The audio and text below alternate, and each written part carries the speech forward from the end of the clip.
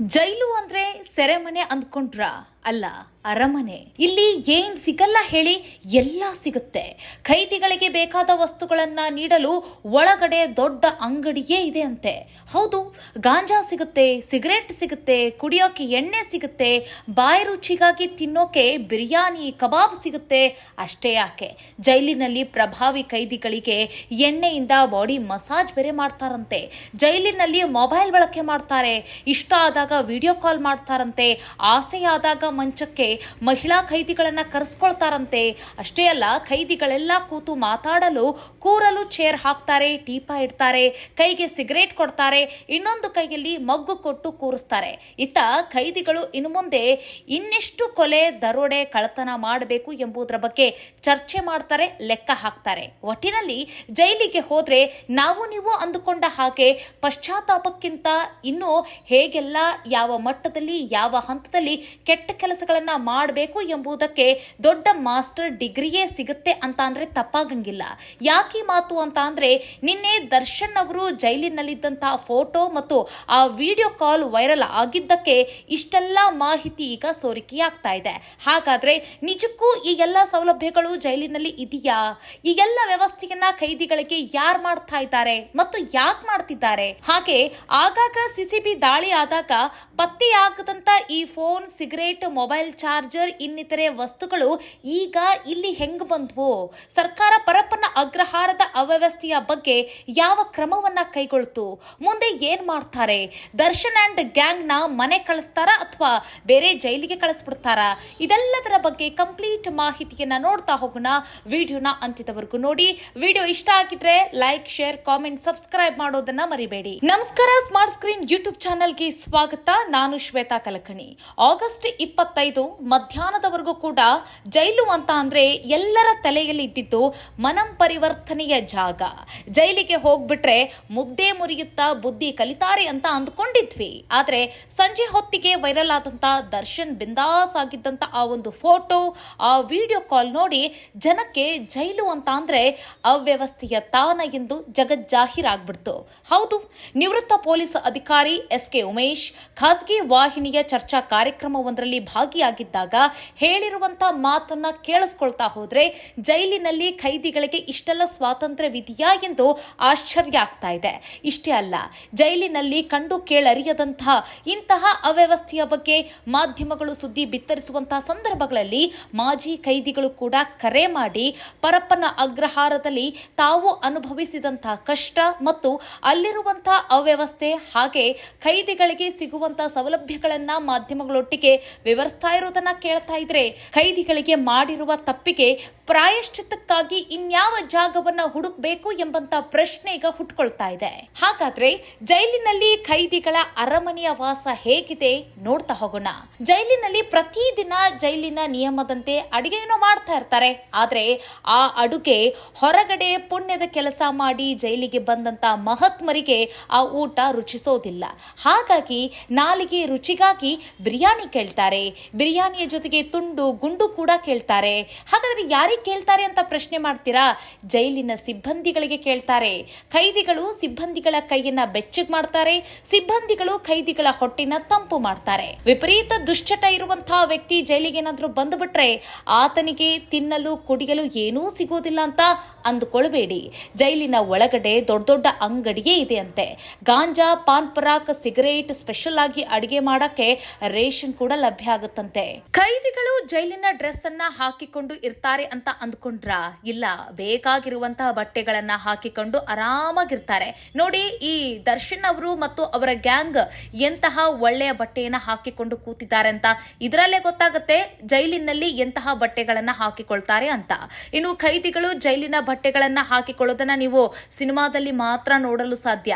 ನಿಜವಾದ ಜೈಲಿನಲ್ಲಿ ಈ ರೀತಿಯಾಗಿ ಬಟ್ಟೆಗಳನ್ನ ಹಾಕಿಕೊಳ್ತಾರೆ. ಇನ್ನು ಜೈಲಿನಲ್ಲಿ ಖೈದಿಗಳ ಬಳಿ ಮೊಬೈಲ್ಗಳಿವೆ. ಆರಾಮಾಗಿ ಕಾಲ್ ಮಾಡ್ತಾರೆ, ವಿಡಿಯೋ ಕಾಲ್ ಫೋನ್ನಲ್ಲಿ ಚಾಟ್ ಮಾಡ್ತಾರೆ, ಮಾತಾಡ್ತಾರೆ, ಹಾಯ್ ಬಾಯ್ ಅಂತ ಹೇಳ್ತಾರೆ. ಅಷ್ಟೇ ಅಲ್ಲ, ಜೈಲಿನಲ್ಲಿ ಸಿಸಿಟಿವಿ ಇದೆ, ಯಾರ ಕಳ್ಳಾಟ ಕೂಡ ನಡೆಯೋದಿಲ್ಲ ಅಂತ ಅಂದುಕೊಂಡಿದ್ವಿ. ಆದರೆ ಖುದ್ದು ಇದನ್ನೆಲ್ಲ ನೋಡಿ ಬಂದಂತ ಕೈದಿಗಳು ಹೇಳ್ತಾರೆ, ಜೈಲಿನ ಎಂಟ್ರಾನ್ಸ್ ನಲ್ಲಿ ಸಿಸಿಟಿವಿ ಮಾತ್ರ ಹಾಕಿದ್ದಾರೆ, ಬೇರೆ ಎಲ್ಲೂ ಕೂಡ ಸಿಸಿಟಿವಿ ಇಲ್ಲ. ಹಾಗಾಗಿ ಇಂತಹ ಕೆಲಸಗಳು ನಡೆಯಲಿಕ್ಕೆ ಸಾಧ್ಯ ಅಂತ ಹೇಳ್ತಾರೆ. ಇನ್ನು ಜೈಲಿನಲ್ಲಿ ಜೈಲು ಸಿಬ್ಬಂದಿಗಳು ಕಡಿಮೆ ಇದ್ದ ಕಾರಣ ನೈಟ್ ಡ್ಯೂಟಿ ಮಾಡಲು ಸಿಬ್ಬಂದಿಗಳ ಸಂಖ್ಯೆ ಕಡಿಮೆ ಆಗಿರುತ್ತೆ. ಹೀಗಾಗಿ ಸಜಾಗಿರುವಂತಹ ಕೈದಿಗಳೇ ಜೈಲನ್ನ ನೋಡ್ಕೊಳ್ತಾರಂತೆ. ನೋಡಿ ಎಷ್ಟರ ಮಟ್ಟಿಗೆ ಸಜಾಗಿರುವಂತಹ ಕೈದಿಗಳು ಜೈಲನ್ನ ನೋಡ್ಕೊಳ್ಬಹುದು ಅಂತ ಅಂದಾಜಿಸಿ ನೋಡಿ. ಜನ ಸರ್ಕಾರಿ ಕೆಲಸಕ್ಕಾಗಿ ಎಷ್ಟು ಹಂಬಲಿಸ್ತಾ ಇದ್ದಾರೆ. ಅವರಿಗೆ ಕೆಲಸ ಕೊಟ್ಟು ಕೈದಿಗಳು ಕೊಡುವಂತಹ ಹಣಕ್ಕೆ ಕೈದಿಗಳು ಆಡಿಸುವ ಗೊಂಬೆಗಳಾಗಿರುವಂತಹ ಈ ನಾಲಾಯಕ ಸಿಬ್ಬಂದಿಗಳನ್ನ ಸಸ್ಪೆಂಡ್ ಮಾಡಬಹುದಲ್ವಾ ಸರ್ಕಾರ. ಇನ್ನು ಜೈಲಿನಲ್ಲಿ ಜಾಮರ್ ಇರುತ್ತೆ, ಹೀಗಾಗಿ ನೆಟ್ವರ್ಕ್ ಸಿಗೋದಿಲ್ಲ ಅಂತ ಅಂದುಕೊಂಡಿದ್ವಿ. ಆದ್ರೆ ಇವರು ವಿಡಿಯೋ ಕಾಲ್ ಹೇಗ್ ಮಾಡಿದ್ರು, ಅಲ್ಲಿ ಜಾಮರ್ ಇದೆಯಾ ಎಂಬಂತ ಪ್ರಶ್ನೆ ಈಗ ಹುಟ್ಕೊಳ್ತಾ ಇದೆ. ಇನ್ನು ಜೈಲಿನಲ್ಲಿ ಇಷ್ಟೆಲ್ಲ ಸೌಕರ್ಯವನ್ನ ಅನುಭವಿಸಬೇಕು ಅಂತಂದ್ರೆ ಕೈದಿಗಳ ಹತ್ರ ದುಡ್ಡು ಹೇಗ್ ಬರುತ್ತೆ ಅಂತ ಅಂದ್ಕೊಂಡ್ರ, ಕೂಪನ್ ಕಾರ್ಡ್ ಕೊಡ್ತಾರಂತೆ, ಅದನ್ನ ಬಳಸ್ಕೊಂಡು ವಸ್ತುಗಳನ್ನ ಪಡೆದುಕೊಳ್ತಾರಂತೆ. ಇನ್ನು ವಿಐಪಿ ಜೈಲಿನ ಬಗ್ಗೆ ಕೇಳ್ಬೇಕಾ? ಯಾರಾದ್ರೂ ಪ್ರಭಾವಿ ಜೈಲಿನ ಒಳಗಡೆ ಏನಾದ್ರೂ ಹೋಗ್ಬಿಟ್ರೆ ಆತನಿಗೆ ಕಾಲು ಕೈಯನ್ನ ಒತ್ತುವ ಸೇವೆಯನ್ನ ಮಾಡ್ಲಿಕ್ಕೆ ಈ ಚಿಕ್ಕಪುಟ್ಟ ಅಪರಾಧಗಳನ್ನ ಮಾಡಿ ಜೈಲಿಗೆ ಹೋಗಿರ್ತಾರಲ್ಲ, ಅವರನ್ನ ನೇಮಿಸ್ತಾರಂತೆ. ಒಟ್ಟಿನಲ್ಲಿ ಹೊರಗಡೆ ಕದ್ದು ಮುಚ್ಚಿ ಮಾಡ್ತಾ ಇದ್ದಂತ ಈ ಅವ್ಯವಹಾರಗಳನ್ನ ಜೈಲಿನಲ್ಲಿ ಯಾವುದೇ ಭಯವಿಲ್ಲದೆ ನಿರ್ಭೀತಿಯಿಂದ ಮಾಡ್ತಾರೆ. ಇನ್ನು ಆಗಾಗ ಸಿಸಿಬಿ ಅಧಿಕಾರಿಗಳು ರೇಡ್ ಮಾಡಿದ್ವಿ ಅಂತಾರೆ. ಆಗ ಈ ಚಾಲಾಕಿ ಖೈದಿಗಳು ಹೇಗೆ ತಪ್ಪಿಸ್ಕೊಳ್ತಾರೆ ಅಂತ ತಿಳಿಬೇಕಾ? ಹೇಳ್ತಾ ಹೋಗ್ತೀನಿ ಕೇಳಿ.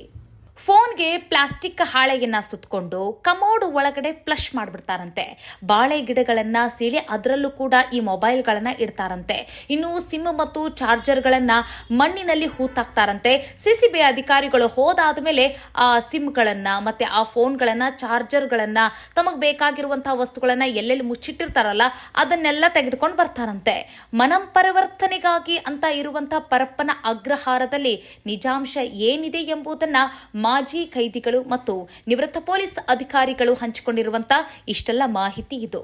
ಮತ್ತೊಂದು ಕಡೆ ನಿನ್ನೆ ಫೋಟೋ ಮತ್ತು ವಿಡಿಯೋ ವೈರಲ್ ಆದ ಬೆನ್ನಲ್ಲೇ ಕೂಡಲೇ ಎಚ್ಚೆತ್ತುಕೊಂಡ ಕಾರಾಗೃಹ ಇಲಾಖೆಯ ನಿರ್ದೇಶಕಿ ಮಾಲಿನಿ ಅವರು ಆಂತರಿಕ ತನಿಖೆಗೆ ಆದೇಶಿಸಿದ್ರು. ಎಐಜಿ ಸೋಮಶೇಖರ್ ನೇತೃತ್ವದ ತಂಡ ತನಿಖೆಯ ಕಾರ್ಯಾಚರಣೆಯಲ್ಲಿ ಭಾಗಿಯಾಯಿತು.